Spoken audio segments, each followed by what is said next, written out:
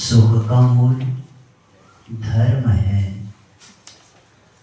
क्योंकि अनादिकाल से संसारी मिथ्यात्व रूपी विकार की दृष्टि से जो उसकी यात्रा है वह विपरीत मार्ग पर होने के कारण उस जीव को दृष्टि समीचीन मिलती है जब वह ज्ञान को, अपने मिथ्या ज्ञान को सम्यक ज्ञान बनाता है, तभी हो जाता है। इसलिए पापमय जीवन को धर्म के बिना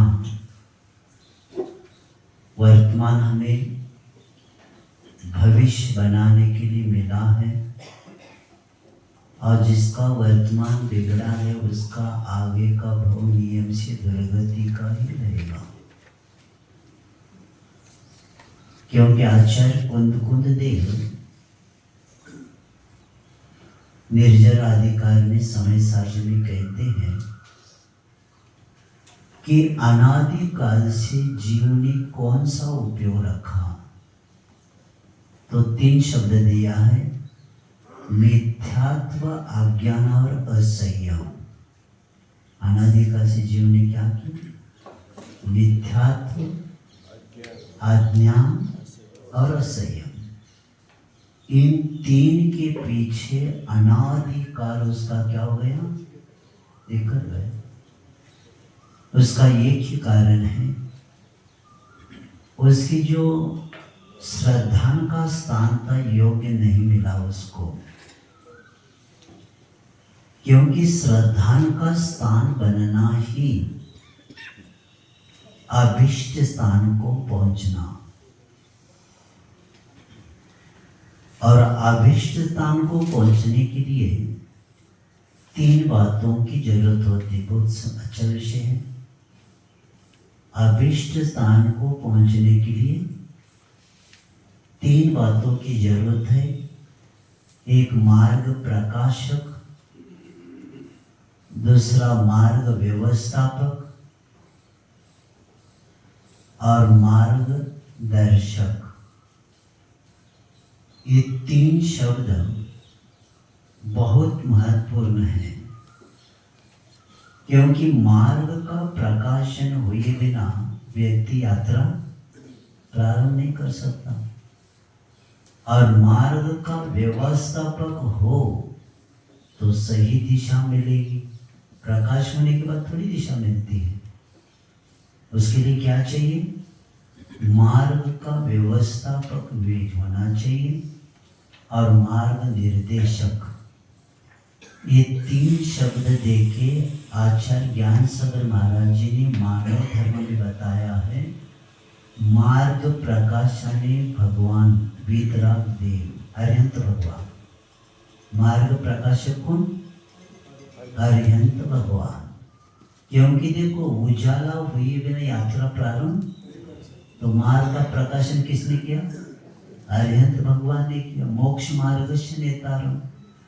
अब मार्ग व्यवस्थापक यानी भगवान की वाणी, जिनवाणी शास्त्र को क्या बताया? मार्ग व्यवस्थापक। इसलिए बताया। अब वहाँ जैसे आप यात्रा करते आते वहाँ कॉर्नर पर आते हैं, और वहाँ बताया कि दाएं बाजू में जाने के बाद एचएनडी उस हॉस्टल में पहुँचते, तो भी कॉर्नर वो और एक बार पूछते यही रास्ता है क्या? बताया था भी, जानते भी है, तो भी कॉर्नर को क्या करते हैं? एक बार पूछ लेते, क्यों? हम सही मार्ग पर चल रहे हैं क्या? नहीं। उसी तरह जीवन में हम सन्मार्ग पर चल रहे क्या नहीं, ये जानने के जिनवानी पड़े बिना आपकी यात्रा हो ही नहीं सकती।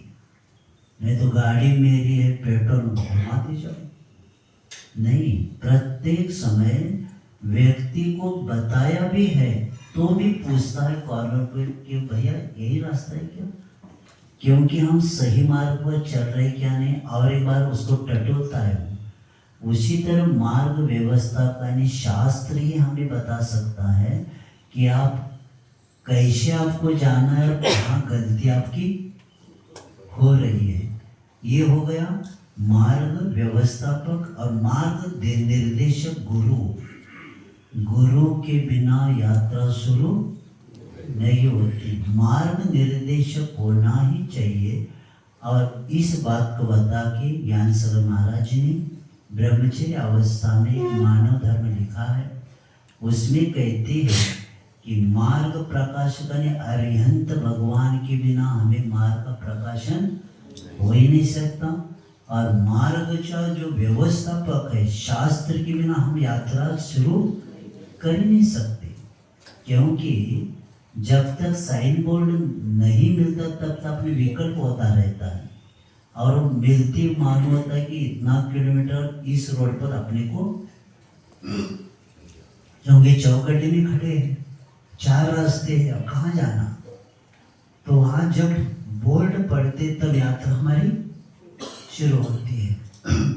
और मार्ग निर्देशक, और किसी ने कह दिया जाते थे वो बहुत बड़ा जंगल है, अरे आप डर जाते, तो कोई तो साथी चाहिए हमें। तो इसीलिए संसार रूपी जंगल से बाहर निकालने के लिए गुरु के बिना कोई नहीं है। इस बात को बताती हूँ। कल हम लोगों ने श्रद्धा का स्थान परमार्थ देव, परमार्थ शास्त्र, परमार्थ तपोव्रत, इनके ऊपर श्रद्धा किए बिना हमारे जीवन की यात्रा प्रारंभ हो ही नहीं सकती। इसीलिए क्योंकि अपने पास समय कम है तो भी ज्ञानार्णव का मैं बताता हूँ।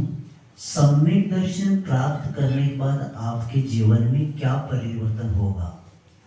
तो आचार्य कहते हैं सम्यक दर्शन के द्वारा क्या मिलता है आपको, क्योंकि पहले विश्वास दिलाना पड़ेगा। क्योंकि सम्यक दर्शन को प्राप्त हुए बिना व्यक्ति कर्मों की निर्जरा का पात्र उसके बिना बनता ही नहीं। और धर्म किस लिए करना है, कर्म की निर्जरा के लिए धर्म करना है अपने को। और दुख का कारण क्या है, कर्म है। और ऐसे कर्मों से बचने के लिए अशुभ योग से बचना और शुभों में रहना, ये श्रावक का आद्य कर्तव्य होता है। क्योंकि हिंसा, चोरी कुशल आदि इसके द्वारा क्या होता है, असाता का बंध होता है।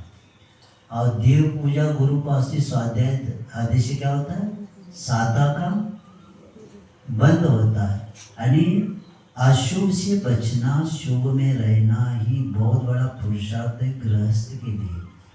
और इसीलिए वे आचार्य ज्ञानार्णव का कहते सुखचंद्र आचार्य कि अतुल सुख निदानम सर्व कल्याण बीजम जननी जनि पोतम भव्य सत्वेक पात्रम दुरिद्रकुटारम पुण्य तीर्थ प्रदानम विभूत जित विपक्षम दर्शनाकिम सुधामु। 5-6 शब्द को अच्छे समझेंगे। सम्यक दर्शन का अतुल सुख का निदान है, खजाना है। सुख का खजाना क्या है, सम्यक दर्शन है। और सर्व कल्याण बीजम, समस्त कल्याण का बीज अगर कोई है तो सम्यक दर्शन है। क्योंकि जैसे बीज बोएंगे वैसी फसल आती है। नीम के बीज बोएंगे तो कड़वाहट वाले वृक्ष आएंगे, और बबुल के भी बोएंगे तो कांटे आएंगे। और जो वस्तु जो बोते वही आते। इसलिए कल्याण का अगर बीज है तो क्या है, सम्यक दर्शन है। और ऐसे वे जननी जनि पोतम, संसार रूपी समुद्र को तारने के लिए जहाज का काम करता है। ये अनंत काल से संसार रूपी समुद्र में यात्रा करते आए, लेकिन अभी भी किनारा नहीं मिला। गुरु महाराज जी ने एक भाव शतक, भावना शतक, भाव शतक लिखा है। तो वहाँ कहते संसार कैसा है, संसार सागर असार अपार खारा पारावार। क्या बचा? संसार, सागर, आसार, अपार, पारावार और खारा। क्या करना करो। और इसमें से निकलने के लिए धर्म रूपी नौका के बिना वो बाहर नहीं आ सकता। तो ऐसे संसार रूपी समुद्र तारने के लिए जहाज का काम करता है, और भव्य सत्य भव्य जीव इसको धारण कर सकता है। अभव्य जीव सम्यक दर्शन को धारण नहीं कर सकता। और ऐसे उस भव्य पात्र, क्योंकि भव्य जीव ही सम्यक दर्शन ज्ञान चारित्र को प्राप्त करके आत्मा का कल्याण कर सकता है, अभव्य तीन काल में नहीं कर सकता। और दुरित तरु कुटारम, बहुत अच्छा शब्द दिया है कि वे जो व्यक्ति सम्यक दर्शन को प्राप्त करता है वह नियम से पाप रूपी वृक्षों को काटने के लिए कुटार के कुल्हाड़ी का समान है। अनंत काल से हमारा पाप रूपी वृक्ष खड़ा है ना, उसको तोड़ने के लिए कौन काम करेगा? कुल्हाड़ी का काम करेगा। कौन? सम्यक दर्शन। क्योंकि कब से वृक्ष है हमारा? अनादिकाल से खड़ा है पाप का वृक्ष। और ऐसे पाप रूपी वृक्ष को विषय कषाय हर जन्म में हम क्या करते? उसको डालते रहते, इसलिए वृक्ष कभी सूखता ही नहीं। तो ऐसे पाप रूपी वृक्ष को काटने के लिए कुल्हाड़ी का काम करता है। और पुण्य तीर्थ प्रधान, पुण्य तीर्थों का प्रधान कौन है? सम्यक दर्शन। मिथ्यात्व के साथ कितनी भी यात्रा करो, 108 बार करो, या कितने भी शील का पालन करो, आचार सब। सम्यक कौमुदी भी बताया है कि जब तब तीर्थ यात्रा, पुण्य, दान आदि कितना भी दे दो, मिथ्यात्व के साथ दिया हुआ ज्ञान पत्थर के ऊपर रखा हुआ बीज। कहाँ? पत्थर के ऊपर रखा हुआ बीज क्या नहीं होता? अंकुरित नहीं होता। उसी तो मिथ्यात्व के साथ कितनी भी क्रिया करते जाओ, निष्फल। इसलिए दिया है क्योंकि सम्यक दर्शन के बिना अपना आत्म कल्याण का पथ प्रशस्त उसके बिना हो ही नहीं सकती। शांति सागर महाराज 1955 में कहा था अंतिम उपदेश में, सम्यक दर्शन धारण किए बिना आत्मा का कल्याण नहीं होता। तो ऐसे उस पुण्य रूपी तीर्थ है। और आगे बताते विभुतचित विपक्षम, यानी मिथ्यात्व रूपी विपक्षी शत्रु को जो जीतने वाला है, सबसे बड़ा शत्रु है मिथ्यात्व। उसको जीतने वाला कौन है? सम्यक दर्शन है।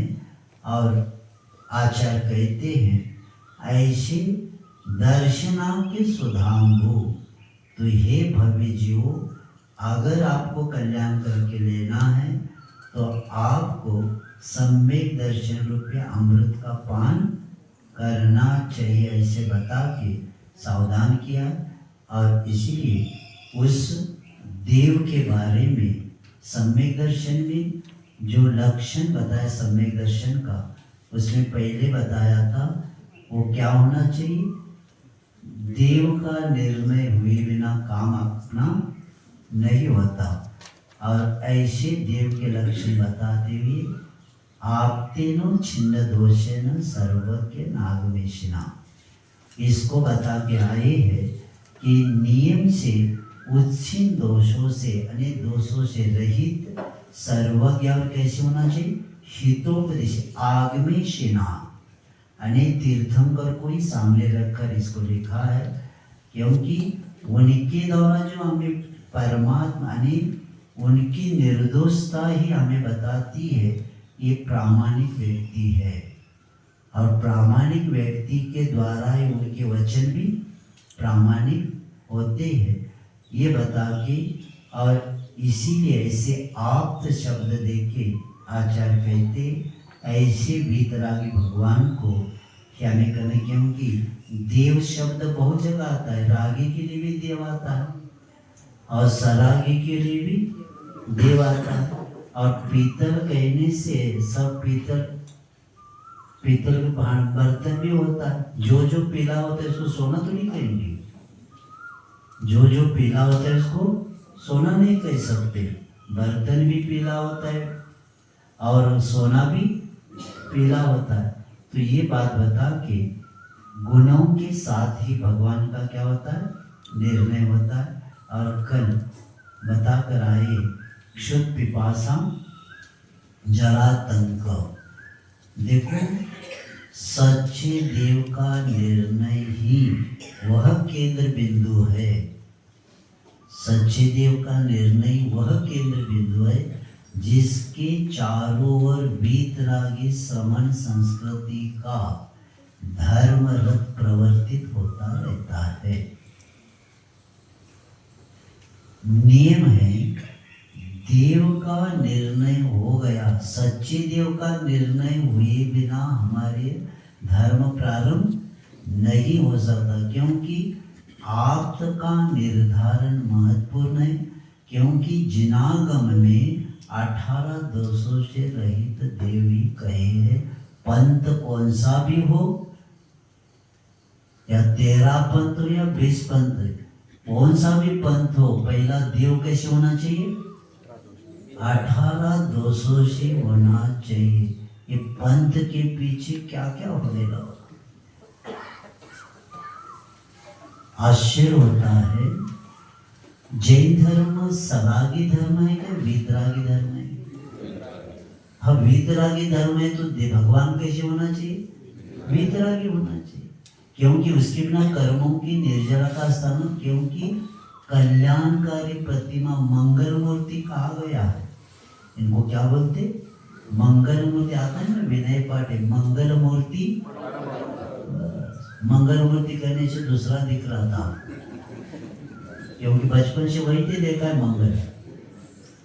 मंगल कहते मंगल मूर्ति मोरिया। मंगल किसको कहते हैं, जिनके द्वारा हमें सुख मिलता है कर्मों की, उसको मंगल बोलते हैं। तो मंगल ऐसे उस निर्गत और पूज्य शब्द आता है, क्योंकि वामन अपटे ने पूज्य संस्कृत कोश में पूज्य की व्याख्या बताया है। पू का अर्थ होता है कि उसको पवित्र और शुद्ध करना। बहुत अच्छा है। पूज्य शब्द का अर्थ समझेंगे तो देव का निर्णय हो जाएगा। पू का अर्थ क्या है, यानी पवित्र शुद्ध करना। और पूज आधा जय ना, तो पूजा ने पूजा अर्चा करना। और पूज्य जलाय यानी सम्मान के योग आदर के अधिकारी। पूज्य जला का ये है ना पूज्य। पहला पू का अर्थ क्या हो गया, यानी पवित्र शुद्ध करना। और पूजा ने पूजा अर्चा। और पूज्य यानी जो सम्मान के योग्य है और आदर के अधिकारी, उसको क्या बोलते, पूज्य। इसका मतलब है जिनकी हम पूजा करेंगे तो हम नियम से हमारी आत्मा भी क्या होना चाहिए, पवित्र शुद्ध होना चाहिए। अब किसकी पूजा करने के बाद होगा, पहले जो सामने वाले हैं वो अगर निर्दोष पवित्र नहीं है और किसी के सामने भी अर्घ चढ़ाते जाएंगे, देवी को भी और कपड़े वालों को भी करते जाएंगे, तो हम शुद्ध बनेंगे क्या? जब वो खुद ही अशुद्ध है तो उनकी हमकी पूजा करने पर कर्मों की निर्जरा होगी क्या? छोटी सी बात है, क्या कहा जाए। जैन समाज में दल बदल वाले ज्यादा है, दल बदल। सोमवार को एक देव, मंगलवार को एक देव, शनिवार को एक देव, गुरुवार को एक देव, न घर का न घाट का। इसलिए देव का निर्णय करो, जिन शासन का डंका बजेगा। क्योंकि हर व्यक्ति उच्च कुल में जन्म नहीं ले सकता। कई भवों के आचार्य विद्यासागर कहते, कई भवों के पुण्य को बेचने के बाद हमें निर्दोष देव मिले हैं। कैसे देव मिले? निर्दोष देव मिले हैं। तो ऐसे उस पूज्य की पूजा करने वाला पूजक भी पूज्य बनता है। जैन दर्शन का नियम है, पूज्य की पूजा करने वाला पूजक भी पूज्य बनता है। क्यों बनता है? क्योंकि इसलिए बनता है क्योंकि जैन दर्शन का एक नियम है कि हर भक्त क्या बनता है? भगवान बनता ही है। और जो भक्त होता है, जिस परमात्मा की आराधना करता है, उन्हीं के द्वारा बताए हुए मार्ग पर भी वो चलता ही नियम से। इसलिए उसके बिना श्रद्धा थोड़ी होती है। और ऐसी श्रद्धा करके, इसीलिए देव का स्वरूप जानने के लिए पहला अपने को ये निर्णय करते समय गुण क्या है, उनके पास गुण कितने हैं, निर्णय करना है ना। 3-4 बात याद रखना कि देव का स्वरूप जानने के लिए गुण, कर्म, गुणस्थान और ज्ञान। गुण क्या? अनंत गुण है उनके पास। अब कर्म कितने हैं उनके पास? 4 कर्म है। 4 का नाश हुआ। और उसके बाद गुणस्थान कितना रहेगा? नियम है कि 12वें गुणस्थान तक मुनिराज ही रहते हैं। 13वें गुणस्थान में क्या बनते हैं? केवली बनते हैं। तो जैन दर्शन में 11वें गुणस्थान, 12वें गुणस्थान तक पूज्यता रत्नत्रय के साथ है।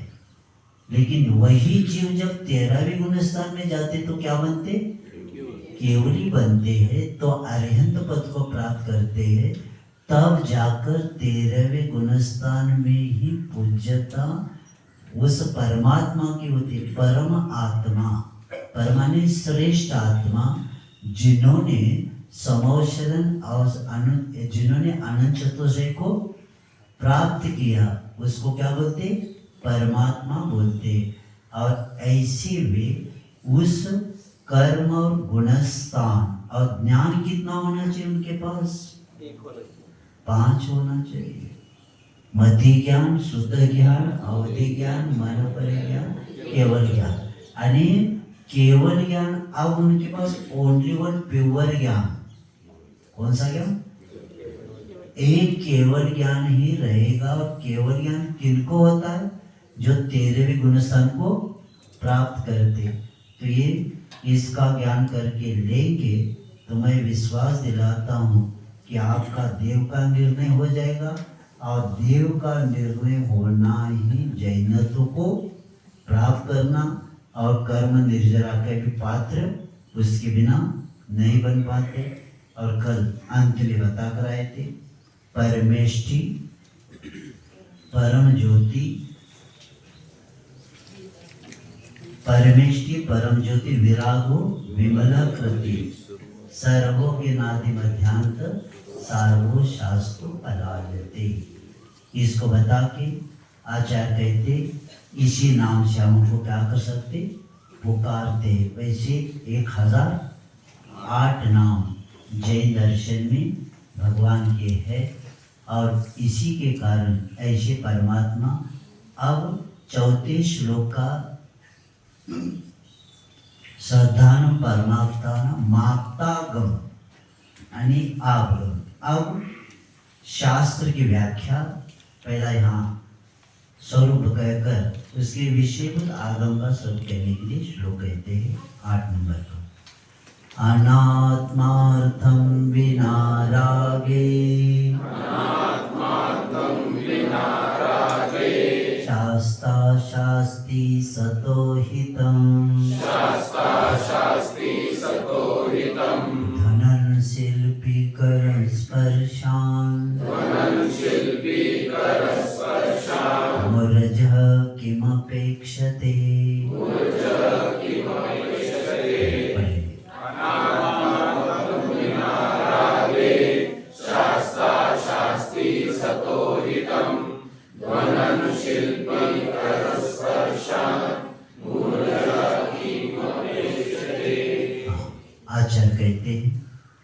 शास्ता यानी आप्त भगवान को क्या पता कराया इसके पेड़ के श्लोक में शास्ता भी शब्द आया था ना। तो शास्ता ने आप्त भगवान रागेर बिना, राग के बिना क्या करते हैं, अनात्मार्थम अपना प्रयोजन न होने पर भी। देखो संसार में प्रत्येक व्यक्ति प्रयोजन के बिना व्यवहार करता ही नहीं। कितना भी बड़ा हो, पहला कहता है मुझे क्या देंगे आप।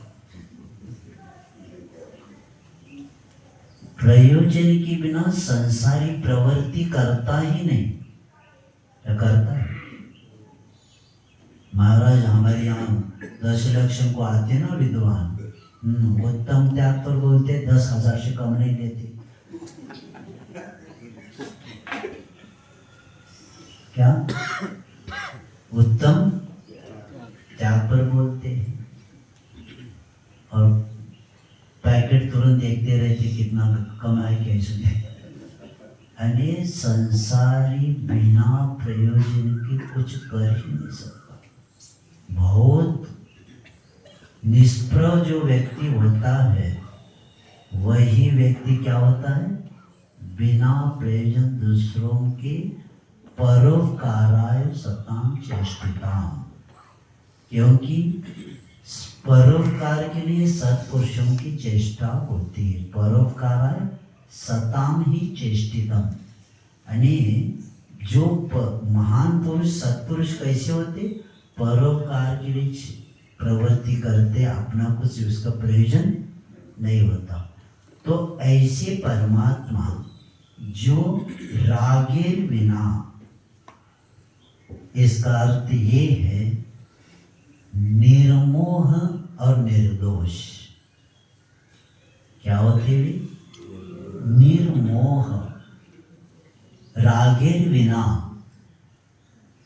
और ऐसे राग के बिना अनात्मार्थम, यानी अपना प्रयोजन न होने पर भी। इसका अर्थ ये है कि निर्मोह और निर्दोष, ये जो जिसके पास गुण होते हैं वह अपना प्रयोजन नहीं रखते हुए इसका क्या करते, नहीं होने पर भी समीचीन यानी भव्य जीवों को क्या करते, हितम शास्ति यानी हित का उपदेश देते हैं। बताओ, मुनि महाराज जी का जब तीर्थंकर केवल ज्ञान को प्राप्त करने के बाद समूह शरण की रचना हुई, उनका कुछ प्रयोजन था क्या? कुछ ने कुछ ऑर्डर दिया था क्या? नहीं। मेरा कर्तव्य है, मेरा कल्याण तो हो गया, मार्ग अनादिकाल का मार्ग भी क्या होना चाहिए, इस व्यवहार के बिना मार्ग चलेगा ही नहीं। अगर आदिनाथ भगवान मुनि अवस्था में आहार को नहीं उठते तो हम यहां नहीं मिलते। क्या कहा? श्रावक धर्म ही नहीं होता। अगर ऋषभदेव मुनि अवस्था में आहार को, उनकी जरूरत थी क्या? उनको वज्र सहना है, उनको क्या जरूरत ही नहीं था उनको, और वो तुरंत मोक्ष को प्राप्त भी ध्यान करके जा सकते थे।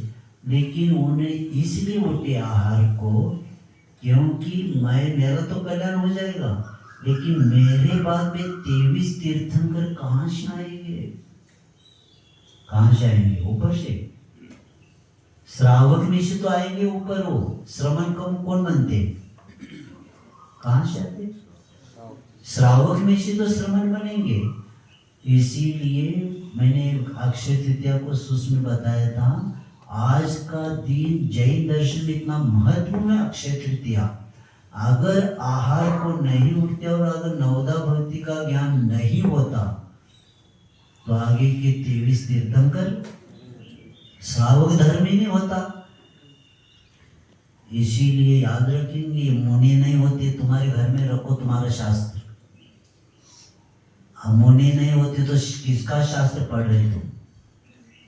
किनका पढ़ रहे? आचार्य कुमकुम का पढ़ते ना? आचार्य कुमकुम कौन से काल में होकर गए? पंचम काल में हुए। और वो आप कहते पंचम काल में मुनि नहीं होते। इतना बड़ा एक व्यक्ति आया उधर से इधर और हमारा सब गड़बड़ करके चला गया। कौन भोगेगा? और मुनि के द्वारा ही प्रतिमा प्रतिष्ठित पूजनीय होती, श्रावक के पंडित के द्वारा के प्रतिमा प्रतिष्ठित नहीं हो सकती।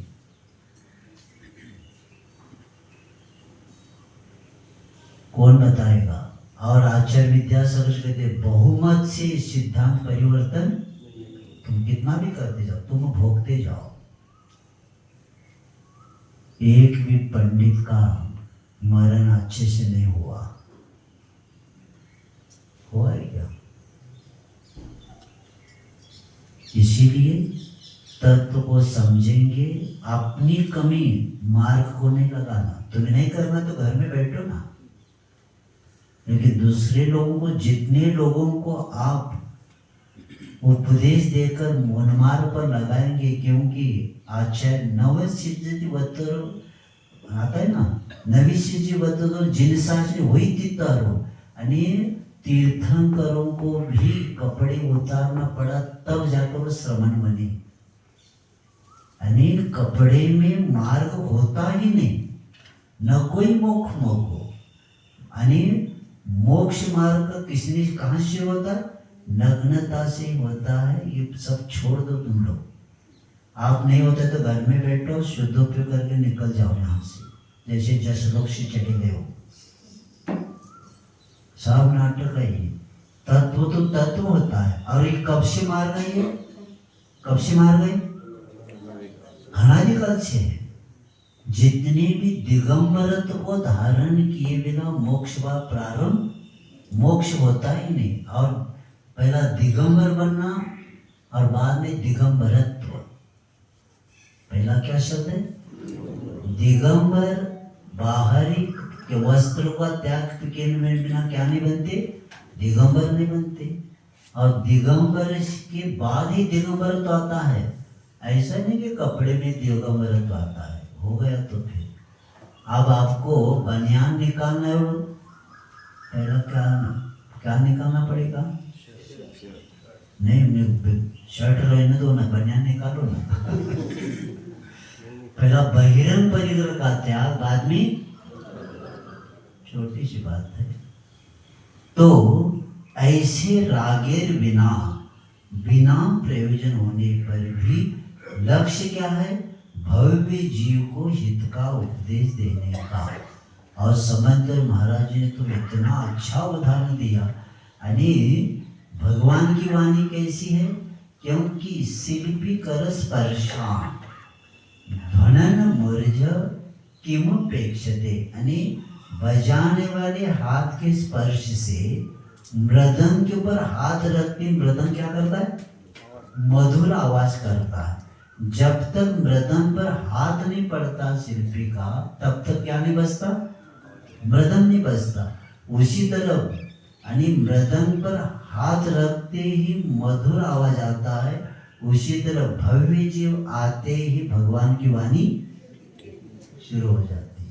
ये उदाहरण बता के आचार्य कहते हैं कि भव्य जीवों के उपदेश के, यानी ये उपदेश के बारे में हम बताते कि चित्त विक्षेप आदि दोषों से रहित श्रेष्ठ भव्य जीवों को दिव्य ध्वनि के द्वारा जो स्वर्गादिक आदि साधन सम्यक दर्शन आदि जो उपदेश देते हैं, उसमें लाभ पूजा ख्याति आदि की अभिलाषा रूप कुछ भी विषय उनका नहीं है। रागे के बिना नहीं देते और उस उपदेश में उनका निज का कुछ भी प्रयोजन नहीं होता। बताओ, हम इतने जल्दी वहाँ से यहाँ आए, आपके लिए क्लास लगाए, कुछ हमने कुछ बॉन्ड किया आपसे? हमें इतना देना पड़ेगा? क्या संबंध है? अपना कल्याण हो रहा है, कई जीवों को मार्ग मिल जाए। आचार्य महाराज यही कहते हैं कि देखो लोग इतने अच्छे होते हैं लेकिन मार्गदर्शन नहीं मिलता, और इतने जल्दी हमें सब क्रिया करके यहाँ आने की हमें क्या जरूरत है बताओ। लक्ष्य यही है कि ये धर्म पुनः मिलने वाला नहीं है, और इस समय कल्याण नहीं हुआ तो अनंत काल दुर्गति में जाकर बैठेंगे, कौन उठाएगा? तो इसी निज का कुछ प्रयोजन नहीं रहता, मात्र परोपकार के लिए उनकी उपदेश में प्रवृत्ति होती है। और इसी के कारण राग तथा निज के प्रयोजन में जब आप जो उपदेश देते हैं, इसका दृष्टांत देते समय आचार्य कहते हैं कि शिल्पी के हाथ के स्पर्श से बजने वाले मनुष्य के हाथ की चोट से शब्द करता हुआ मृदंग क्या कुछ चाहता है क्या? मृदंग कुछ चाहता है नहीं। तो तात्पर्य यही है, जिस प्रकार मृदंग परोपकार के लिए ही नाना प्रकार के शब्द करता है, उसी प्रकार आप भी परोपकार के लिए शास्त्र की रचना करते हैं, दिव्य ध्वनि के द्वारा उपदेश देते हैं। ये उदाहरण बता के आचार्य कहते हैं, कभी भी धर्म का प्रचार करते समय धन का अपेक्षा नहीं रखना, क्योंकि धर्म का प्रचार करते समय अगर धन की अपेक्षा रखता है तो धर्म का मूल्यांकन कर रहा है। इतने हजार में दे दो, इसका क्या करो? मूल्य हो गया। और धर्म क्या है? अमूल्य है, और अमूल्य चीज को मूल्य करना ये भी बहुत बड़ा दोष है। और इस बात को बताते, क्योंकि फल की इच्छा नहीं रखते हुए मार्ग की प्रभावना करना चाहिए। फल की इच्छा नहीं करना, क्योंकि रागी को उपदेश देकर क्या मिलेगा, लेकिन प्रशंसा की इच्छा अगर रखता है तो ये ठीक नहीं माना जाता। कई लोगों को उस उपदेश के द्वारा दिशा मिल जाती है, जैसे बुझते हुए दीपक के लिए वो क्या करता है? तेल का काम करता है। बुझते हुए दीपक जो दुर्गति की वक्त पूरा जा रहा है, उपदेश के द्वारा क्या हो जाएगा? बुझता हुआ दीपक पे तेल डालते क्या हो जाता है? प्रज्वलित हो जाता है उसकी ज्योति। तो उसी तरह धर्मोपदेश का लक्ष्य यही रहना चाहिए कि धर्म की, इसलिए धर्म के पहले भी उत्तम क्षमा आदि धर्म आता है ना, तो उत्तम शब्द क्यों कहा? उत्तम क्षमा, उत्तम आदर, इसलिए कहा उत्तम का अर्थ है पूजा, प्रशंसा, ख्याति। पूजा के लिए आपको धर्म भी नहीं करना, न प्रवचन करना, अपना कर्तव्य समझ के प्रत्येक को क्या करना चाहिए? काम करना चाहिए। और ऐसे उस वैराग संवेग वाला होता है, परोपकार के लिए होता है। और यही चेष्टा निरीता के साथ वस्तु स्थिति का जब परोपक्रम करते हैं तो प्रभावना बहुत हो सकती है। निरीता के साथ और कैसा होना चाहिए प्रवचन? वस्तु स्थिति का प्ररूपण करना होता है। परिस्थिति का संबंध नहीं धर्म से, वस्तु स्थिति से संबंध है, और तब प्रभावना होती है। और प्रतिफल की वांछा नहीं करना चाहिए तब जाकर, नहीं तो प्रतिफल की वांछा रखना ही धर्म का मूल्य कम हो जाना नियम है। इसलिए प्रतिफल की इच्छा नहीं, आपको मिलने वाले मांगते क्यों? इतने समय देखो, आप अभी 6 बजे से लेकर 7:15, 7:30 तक बैठते, अपना उपयोग कितना शुभ उपयोग हो रहा है। क्योंकि देखो कर्म का बंध कभी सदा होता रहता है, और आयु का भी बंध का समय कभी भी हो सकता है। समझ लीजिए यहाँ सुन रहे उसी वक्त आयु का बंध हुआ तो नियम से कहाँ जाएंगे? देवगति जाएंगे, दुर्गति जा नहीं सकता। और यही घर में बैठे सोते थे और आयु का बंध का समय तो क्या हो जाएगा? दुर्गति चला जाएगा। यानी आचार्य पर बताते जागृत रहो, जो शब्द आया है ना, इसलिए आया है आयु का बंध कभी भी हो सकता है। और इसलिए जागृत रहो, क्योंकि वो गड़बड़ जब परिणाम हो जाते हैं उसी समय आयु का बंद हुआ तो क्या करेंगे, दुर्गति में जाकर बैठना पड़ेगा। इसलिए जागृत शब्द के साथ आचार्य जी बता रहे थे आयु का बंद का समय हमें अगर मालूम होगा ना तो तुरंत सब ध्यान को बैठेंगे। हाँ, अभी आयु का बंद होने वाला, बैठो सब, और आचार्य जी बंद करके लेंगे, लेकिन हमें पता ही नहीं आयु का बंद कब होगा।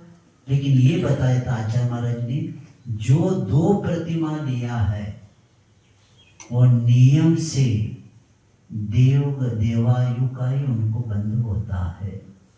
सुन रहे ना, 2 प्रतिमा होना सबसे महत्वपूर्ण है, क्योंकि व्रती बनना ही पंचम गुण स्थान को प्राप्त करना। इसका मतलब क्या है, नियम से देवगति जाता है, क्योंकि जो अन्य गति का बंद क्या है वो प्रतिमा ले ही नहीं सकता।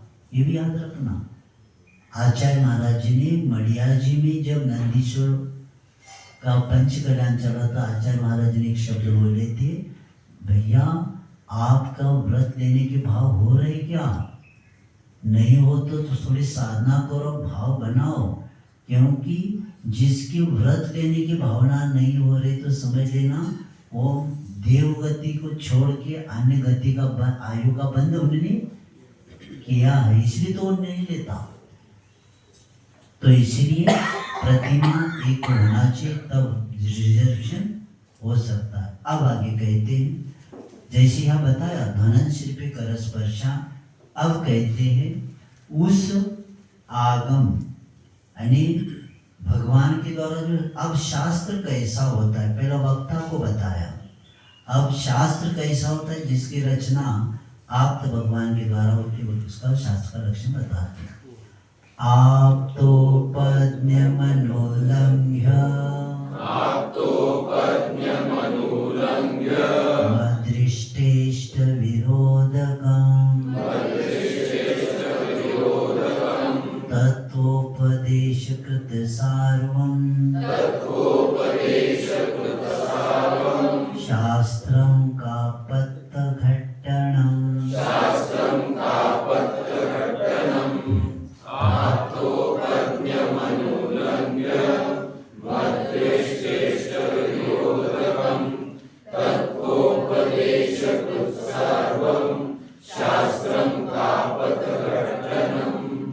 आगम एक ऐसा माध्यम है जिसके द्वारा हम सम्यक तो पहुंचने का एक बहुत बड़ा साधन है हमारे लिए। और आगम केवली की बोधि देवदर्पण का एक प्रतिबिंब है, जिसका अनुगमन हम श्रद्धा भक्ति द्वारा कर सकते हैं। और आगमयति हिता हितम बोधयति आगम, जो हित अहित का बोध कराते उसको क्या बोलते, आगम बोलते हैं। और कल परसों भी बताया था आगम शब्द का आगम, आने आप कथित, गाने गणधर रचित, माने मुनि के द्वारा मनन आचरण किया हुआ, उसको क्या बोलते, आगम। तो ऐसे आगम, इसी आगम को यहाँ तक आचार्य कहते शुद्ध धम्मो एत पुण्य तीर्थ, यानी शास्त्र रूपी तीर्थ धर्म, शास्त्र रूपी धर्म को भी तीर्थ कहा है। शास्त्र रूपी उस धर्म को क्या कहा है, तीर्थ कहा है, क्योंकि जो तीर्थ आने जो तारने में क्या होता है, निमित्त बन जाता है। तो ऐसे शास्त्र के अब यहाँ लक्षण प्रारंभ कर देते। यहाँ बताते हैं कि शास्त्र का लक्षण के लिए तत्व, वह शास्त्र क्या है, आप्तोपज्ञ। पहला क्या बताया, सर्वप्रथम आप्त भगवान के द्वारा उपज्ञात है। क्यों बताया, क्योंकि शास्त्र किसका पहला बताना पड़ेगा, वक्ता निर्दोष है तो वचन भी निर्दोष है। तो आप अभी पहला बता कर रहे, आप का लक्षण 18 दोषों से रहित है। अब निर्दोष कौन है? वक्ता है तो वचन भी, क्योंकि जिनेंद्रिय निर्दोष होते तो उनके वचन भी निर्दोष होते। तो इसलिए समंत भद्राचार्य पहला बताते आप तो पद के मनोलंघ्य। अब देखो छड़ालाकार भी छड़ालाते रचना करते दौलत राम जी क्या कहते, या मुनि यथा। मैं जो छड़ाला बता रहा हूँ मैं मेरे मन से नहीं बता रहा हूँ, किनके द्वारा?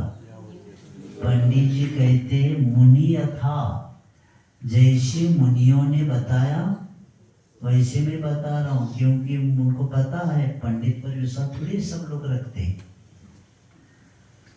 पंडित जी लिख रहे दादा में, लेकिन क्या करते, मैं नहीं बता रहा हूँ, मैं जो मुनि पूर्वाचार्यों ने जो बताया वही मैं बताऊंगा मेरे मन से। और अंत में भी कहा सुधि सुधार पढ़ो सदा, और मेरे में कुछ कमी हो तो वो क्या कहते विद्वान लोग इसको सुधार कर पढ़ना। ऐसा नहीं कहना कि मैंने लिखा इसलिए पढ़ना, मेरी गलती भी हो सकती है। कौन? पंडित जी दौलत राम जी लिखते हैं सुधि सुधार पढ़ो सदा, और इसको सुधारो कहीं गलती हो गई तो ये क्योंकि स्वाध्याय उन्होंने लिखा है। मुनि को 6 वर्ष में स्वाध्याय आता है नहीं, प्रत्याख्यान वहां उनका शब्द छूट गया था। क्या हुआ था? हाँ छूटा है उनका भी। तो उन्होंने 6 वर्ष में क्या किया, स्वाध्याय की कुछ चर्चा किया, लेकिन स्वाध्याय मुनि के लिए आवश्यक है ही नहीं। वहां का कौन सा शब्द है था? प्रत्याख्यान। यानी जहां जहां आपको कमी लगती तो उसके अनुसार आपको उसको क्या करना है, सुधार करना है। तो उसी तरह यहाँ कहते हैं कि सर्वप्रथम आप भगवान के द्वारा उपज्ञात है, और दूसरा क्या बताया, अनुलंघन, इंद्रादिक देवों के द्वारा अनुलंघन यानी ग्रहण करने योग्य है। कोई भी उल्लंघन नहीं कर सकता, सबको ग्रहण करना ही पड़ेगा, क्योंकि उसका खंडन अदृष्टिष्ट विरोधकम, प्रत्यक्ष और अनुमान के द्वारा भी विरोध से रहित है, और तत्वोपदेश करता है, तत्वों का उपदेश करने वाला है, और सार्वम सबका हितकारी है, और कापत्त घट्टनम यानी मिथ्या मार्ग का निराकरण करने वाला। तो शास्त्र के 6 विशेषताएं यहाँ समंत भद्राचार्य 6 बताए। विशेषताएं कितनी? 6 है। पहला क्या बताया, आपके द्वारा कहा गया। दूसरा क्या बताया, वादी प्रतिवादी के खंडन को खंडन से रहित, इसका खंडन कर नहीं सकते, ये दूसरा बताया। तीसरा प्रत्यक्ष और अनुमान आदि के विरोध को प्राप्त नहीं होना चाहिए, और वस्तु के यथार्थ स्वरूप का प्रतिपादन करने वाला है। चौथा उसका शास्त्र का लक्षण बताया, और 5वां सार्वम क्या होता है, सब जीवों का हित करने वाला ये शास्त्र। कौन सी गति का भी जीव हो, सब जीवों का क्या करने वाला है, सार्वम में हित करने वाला, कल्याण करने वाला है। और 6वां मिथ्या मार्ग का खंडन करने वाला है। तो ये शब्द देके आचार्य समंत महाराज जिन शासन में जो शास्त्र है उस शास्त्र को लेके आचार्य कहते हैं कि ऐसे वादी प्रतिवादी कितना भी खंडन करने की कोशिश करेंगे और 3 काल में खंडन नहीं हो सकता। एक प्रसंग रख रहा हूं आपके सामने। स्वामी कर्मानंद जी एक आर्य समाज से जैन के साथ 100-150 वाद विवाद हुए, वहां खंडन होता था, पहले चलता था। उनको बोला जाता था, इनके और विद्वानों की चर्चा होती थी। तो कर्मानंद जी जैन समाज के साथ उन्होंने 100-150 क्या किया था, वाद विवाद में भाग लिया था। बाद में उनको समझ में आ गया मैं इतना तो कर रहा हूँ, लेकिन बाद में समझ में आया आपके पास कमियां बहुत है। वेद को लेके बोलते थे वो। बाद में उन्होंने दिल्ली में एक जैनों के बड़े कार्यक्रम में जैन धर्म को उन्होंने स्वीकारा। स्वीकारते ही रात को ही सब आर्य समाज के लोग आ गए। वो कहते क्या कर रहे हैं आप, आपके कारण तो हम सब। उन्होंने कहा भैया मैंने सब अध्ययन किया है, महावीर भगवान के चरणों में जाने पड़ेगा, उसके बिना कल्याण अपना होने वाला नहीं। ऐसे कह दिया। और बाद में कितना मनाए, लेकिन बाद में जाकर वो क्षुल्लक जी बने हैं। ईश्वर मीमांसा लिखी है और पूरा जिन शासन की प्रभावना बहुत किया है उन्होंने। स्वामी कर्मानंद जी, उसका नाम निजानंद जी कुछ क्षुल्लक अवस्था में रखा था, क्योंकि इतने बड़े बड़े विद्वानों को क्या करना पड़ा, लौटना पड़ा, क्योंकि तत्व का पूर्णता नहीं है वहाँ, तत्व की पूर्णता नहीं है। क्योंकि आत्मा को, जैसे बर्नार्ड शॉ जी ने कहा था, हिंदुस्तान टाइम्स के संपादक देवदास गांधी जी को, जब बर्नार्ड शॉ भारत में आए थे और यहाँ का अध्ययन करके शिल्प, यहाँ का खान पान, यहाँ का रहनेवान, यहाँ का धर्म सब अध्ययन करके लौटे थे, तब उन्होंने देवदास गांधी जी हिंदुस्तान टाइम्स से क्या थे, गांधी जी के सुपुत्र संपादक थे। तो उन्होंने पूछा था वहां जाके, आप भारत में आए थे, सब चर्चा में पूछा सबसे धर्म अच्छा कौन सा लगा, तो उन्होंने जैन धर्म का। तो तुरंत पूछा इतने धर्म होते यही अच्छा क्यों लगा। उन्होंने एक ही शब्द को सेंटेंस बोला, आत्मा का पूर्ण विकास कराने वाला संसार में एक ही धर्म है, वो जैन है। अरे कितना भी पतित आत्मा हो उसको भी क्या बना सकता है, पावन बना सकता है। ये बर्नार्ड शॉ ने जब बताया तब इसलिए मैंने विषय रखा, क्योंकि ज्ञान की यानी पूर्णता है यहाँ, आधे में नहीं। आधा रास्ता किया और आगे का पूछा, जैसे अभिमन्यु को अंदर प्रवेश का ज्ञान था, बाहर आने का नहीं मिला।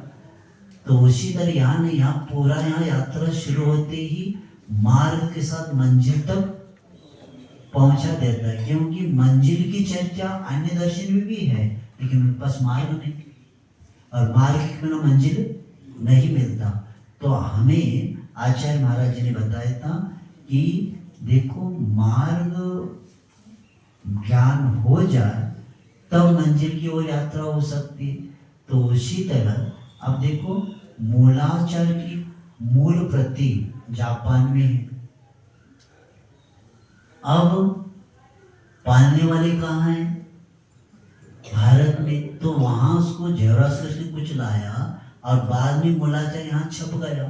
यानी मूलाचार की मूल प्रति विदेश में है, लेकिन पालने वाले कहाँ है, भारत में। क्योंकि धर्म उच्चारण का नहीं होता, आचरण का होता है, और ये जिनवाने के बिना हमें प्राप्त नहीं होता। तो ऐसे वादी प्रतिवादी के खंडन से रहित प्रत्यक्ष और अनुमान आदि से विरोध को प्राप्त न हो। क्योंकि वादी प्रतिवादी का हमने बताया, क्योंकि वहाँ खंडन हम वस्तु स्थिति का कर सकते हैं, और प्रत्यक्ष और अनुमान आदि के विरोध को प्राप्त न हो।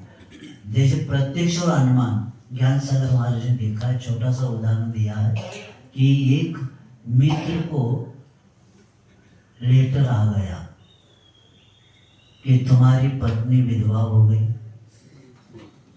सो रहे क्या है लेटर, तुम्हारी पत्नी विधवा हो गई। वो रोने लगा, हाँ रोने लगा। तो पड़ोस वाले ने पूछा क्या हुआ, क्या लेटर आया है, हमारी पत्नी। अरे भैया तुम हो, प्रत्यक्ष और अनुमान इसको बोलते हैं। इसको क्या बोलते हैं, जब प्रत्यक्ष आप आए, अनुमान तो लगाओ, आप है तो आपकी पत्नी थोड़ी विधवा बनेगी। तो इसको बोलते हैं प्रत्यक्ष और अनुमान। इन दोनों के विरोध को प्राप्त न हो, और ये वस्तु की यथा स्वरूप का प्रतिपादक हो। वस्तु स्थिति सत्य के साथ ही होती है, परिस्थिति काल के अनुसार परिवर्तन भी हो सकता है, और सब जीवों का क्या होना चाहिए? हित करने वाला होना चाहिए। क्योंकि भगवान की वाणी जो है कैसी हो गई कि सार्वार्ध मांग दिया। भगवान की वाणी कैसी है? प्रत्येक जीव उसका पात्र बन, क्योंकि वैसे कहा जाता है कि चतुर्मुख तीर्थंकर देव श्रीमुख से निश्चित होने पर भी वस्तुतः वह सर्वांगमुखी होता है। ऐसा नहीं कि जैसे हम वोट ये उठा रहे और बोल रहे, उनको सर्वांग से क्या होता है? वो सर्वांगमुखी होता है। और निरक्षरी होने पर भी वह अनक्षर नहीं है, बल्कि अक्षरात्मक है। और उनकी भाषा कौन सी होती है? आर्धमागधी। भगवान की दिव्य ध्वनि के कौन सी बोलते? आर्धमागधी होने पर भी लोगों के जो 18 भाषा, 700 लघु भाषा, मुख्य भाषा कितनी? 18 भाषाओं और 700 लघु भाषाओं में वह आसानी से समझी जाती है। और इसी के कारण मूक, बधिर, अभाषी और तीन पशु भी उसको समझ सकते हैं। क्योंकि दिव्य धन में स्वाभाविक गुण ऐसा है कि एक ही भाव निरूपण करने पर पात्रों की भूमिका के अनुसार भाषाओं में क्या होता है? वो अपने अपने समझ सकते हैं। इसलिए जिनसे महाराज ने एक उदाहरण बताया कि पानी ऊपर से गिर रहा है, बारिश, अब बूंद नीचे गिरते ही बहता है आगे, तो नीम के वृक्ष को मिलने के बाद क्या बनता है? कड़वाट होता है। आगे अंगूर के वृक्ष मिलता है तो मीठा होता है। जैसे पात्र मिलता है वैसे उसका परिवर्तन होता है। उसी तरह कान के आने तक वही रहता है, कान में प्रवेश करते समय उन्हीं की भाषा में परिवर्तित होता है। और ऐसे परिवर्तित होकर प्रत्येक जीव को अपनी अपनी भूमिका के अनुसार ही उसमें समझकर वांछित उनके प्रयोजन सिद्ध हो जाता है। एक भी समूह शरीर में ऐसा जीव नहीं होता जिसको विषय समझ में नहीं आता, क्योंकि हर व्यक्ति उसका पात्र बन जाता है। और ऐसे उस सर्व भाषा को करते हुए जिनसे महाराज ने इस उदाहरण के द्वारा समझाया कि सर्व भाषा में होने के कारण हर व्यक्ति कल्याण का पात्र बनता है। और मिथ्या मार्ग का क्या करता है? वो खंडन नियम से करता है, कैसे भी हो। हर इसका मिथ्या मार्ग का आता है ना, भवि भागन वच जोग वशाय, तुम ध्वनि सुनी सब विभ्रम नसाय। यानी प्रत्येक आपने दिव्य ध्वनि सुनने से अनादिकालीन मिथ्यात्व है और संशय है, विमोह है, अनध्यवसाय, प्रमाद है और असंयम आदि का क्या होता है? नाश हो जाता है। किसकी वाणी सुनने के बाद? भगवान की वाणी सुनने का इतना प्रभाव यह बताया। और ऐसी जिनवाणी का लक्षण बताते हुए आचार्य कहते हैं कि आचार्य श्री कह रहे थे, देखो अपने सामने भगवान नहीं, लेकिन भगवान की वाणी पंचम काल में बैठे हम लोग, क्योंकि कभी चतुर्थ काल में अनेक समोचन देखा भी होगा, तो कहीं जाकर वहाँ क्या किया हमने? नाट्यगृह में बैठ गए या भोजन घर में आए, स्वाद लेते रहे और प्रवचन नहीं सुना। तो एक जबलपुर में कहा आचार्य से ऐसे हो सकता है क्या? समोशन में जाकर ऐसे जाते हैं। आप आचार्य से उदाहरण बताए, बताओ कितने मेहमान आए पंचकलन को, घर में गप्पा मारते बैठे क्या? नहीं, कौन आया यहाँ? कई लोग घर में भी आए पंचकलन के लिए, लेकिन क्या कर रहे? घर में बैठे हैं सब। तो समूह शरण में से निकले हुए हम अभागी लोग हैं। आचार्य की शब्द थे क्या? समूह शरण से लौटे हुए अभागी हम लोग हैं। अब भगवान की वाणी पर विश्वास करके हमें क्या करना चाहिए? उस मार्ग के मार्गी बनना चाहिए। और यही वाणी हमारी कल्याण करने वाली, ये याद रखेंगे। और कई लोग इसको नहीं समझते, क्योंकि आचार्य मूलाचार में कहते हैं कि भगवान की वाणी के द्वारा जो सम्यक ज्ञान हमें प्राप्त हुआ, किसके कारण? तो जिससे तत्व का बोध होता है, मन विषयों से बचता है और आत्मा की शुद्धि होती है। इसी को जिन शासन में सम्यक ज्ञान कहा है। सम्यक ज्ञान किसको कहा है? जिन शासन में, जिसके द्वारा तत्व का बोध हो, मन विषयों से बचे और नियम से आत्मा की शुद्धि हो। इसलिए आगम शास्त्र भी बोलते हैं हम। शास्त्र कितना है? शास्त्र। शास आणि दो शब्द बन गए, शास और त्र, आणि दो धातु से बने। शास आणि उपदेश देना और त्र आणि रक्षा करना। जो उपदेश हम सुनते हैं उसकी क्या करना? रक्षा करना। रक्षा करना, रखना है क्या? आणि उसका पालन, अनुसरण करना, जीवन में उतारना। इसको क्या बोलते? शास्त्र। आणि हमें अनुशासन सिखाता है। और एक नियम है, जो व्यक्ति अनुशासित होता है वह आत्मानुशासन कर ही देता है। जिनवानी सुनने के बाद हम क्या होते? अनुशासित हो जाते हैं।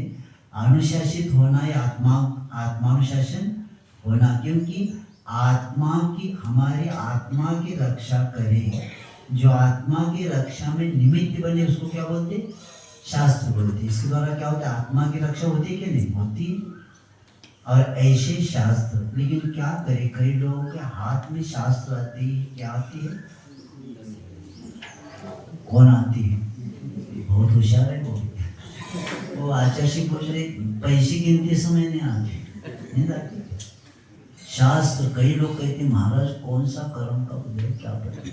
शास्त्र सुनने को आते ही यहाँ अच्छी नींद आती है, क्योंकि आपको प्रवचन घर में गोली खाकर भी नींद नहीं आती, लेकिन यहाँ भी बहुत अच्छा लगता है आपका प्रवचन।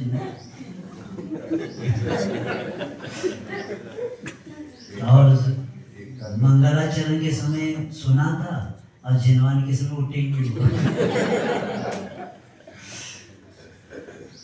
तो ये क्यों? तो उसके लिए दोहा बताता हूं। सर्प डसे तो जानिए, रुचि से नीम चबाए।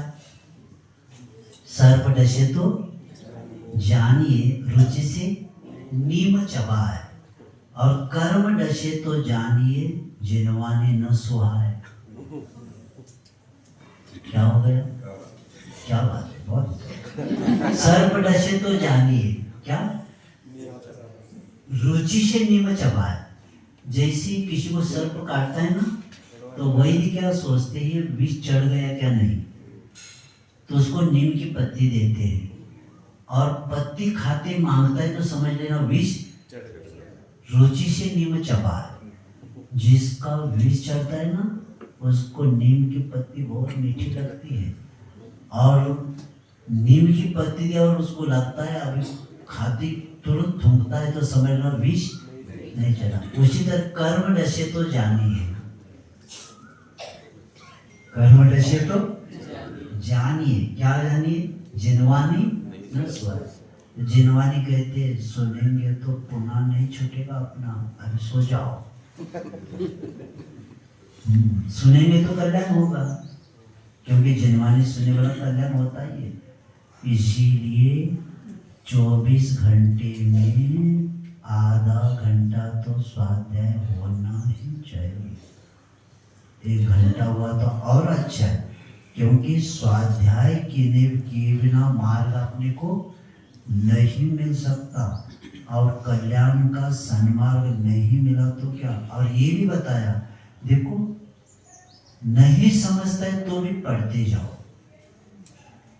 मूलाचार में आया है, श्रद्धा के साथ सुनी हुई जिनवानी विस्मरण भी हो जाए तो किसी न किसी भाव में काम में आएगी। नियम है, क्योंकि साथ में आत्मा के साथ क्या जाता है? ज्ञान जाता है। इसलिए 10 सम्यक में आता है ना, आत्मानुशासन में एक बीज सम्यक आता है। यानी कभी उन्होंने सुना था, निमित्त मिलते वो क्या हो गया? सब स्मरण में आ जाता है, आता है। क्योंकि आचार्य महाराज स्वामी कृष्ण महाराज जी ने बताया था कि एक 10वीं क्लास का लड़का भारत में कॉलेज के बच्चे इंजीनियरों का क्लास लेने लगा, क्योंकि वो उसके पास बुद्धि बोधक की थी। पहला सब पढ़ा था, और जैसे तुरंत वो रेडियो लगाते समय स्टेशन लगता है ना, तो लगने लगा। 10वीं क्लास का लड़का बड़े बड़े आगे की क्लास वालों को पढ़ाने लगा, क्योंकि इतनी बुद्धि थी, वो व्याति स्मरण हो जाता है। और उसके कारण भी बहुत कारण, ये यहाँ तक आचार्य श्री बिना महाराज जी ने कहा था कि आज सुने व प्रवचन या पढ़ी हुई जिनवानी केवल ज्ञान का निमित्त भी बन सकता है। इसलिए प्रमाद नहीं करेंगे, जिनवानी हर रोज पढ़ेंगे, और यही आगे जाकर हमारे विकास के लिए काम में आता है। और प्रमाद करेंगे तो अनंत काल से और आगे जाना पड़ेगा। तो इसलिए स्वाध्याय करना ही पड़ेगा, और स्वाध्याय नहीं करेंगे, क्योंकि आचार्य स्वामी कार्तिक अनुप्रेक्षा में बताया है स्वाध्याय का फल क्या है। बहुत अच्छा विषय। तो वे बताते स्वाध्याय से ज्ञान की वृद्धि होती है, स्वाध्याय से ज्ञान की वृद्धि होती है, शुभ परिणाम भी होते हैं। कई लोग कहते हैं हमारे परिणाम अच्छे होते हैं, कभी अच्छा पढ़ा ही नहीं है, और कहाँ से होगा? सब बुरा बुरा देखो, बुरा बोलो, बुरा सोचो, सब बुरा होता है कि नहीं? अच्छी कभी चीज पढ़ी ही नहीं, भगवान की वाणी कभी पढ़ी ही नहीं, जिनवानी नहीं पढ़ी, जनवानी पढ़ी। पेपर संपादक से लेकर अंतिम प्रेस का नाम, और बीच में खोखा बेचना है वो भी पढ़ा था। ये जागा बिकने आए, पानपट्टी से खोखा बिकने आए, वो भी पढ़ता है। लेना नहीं तो भी पढ़ता है, क्योंकि भोजन का समय तो होना चाहिए। सब आधा 1 घंटा किसमें दिया? पेपर में दिया, लेकिन जिनवानी को नहीं दिया।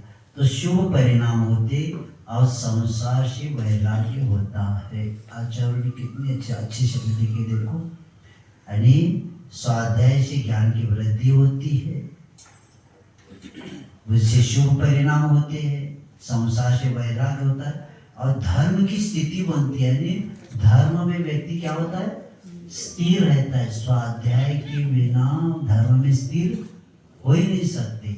और अतिचारों की शुद्धि होती है। अपने पास जो अतिचार हो गए उसमें क्या हो जाती है?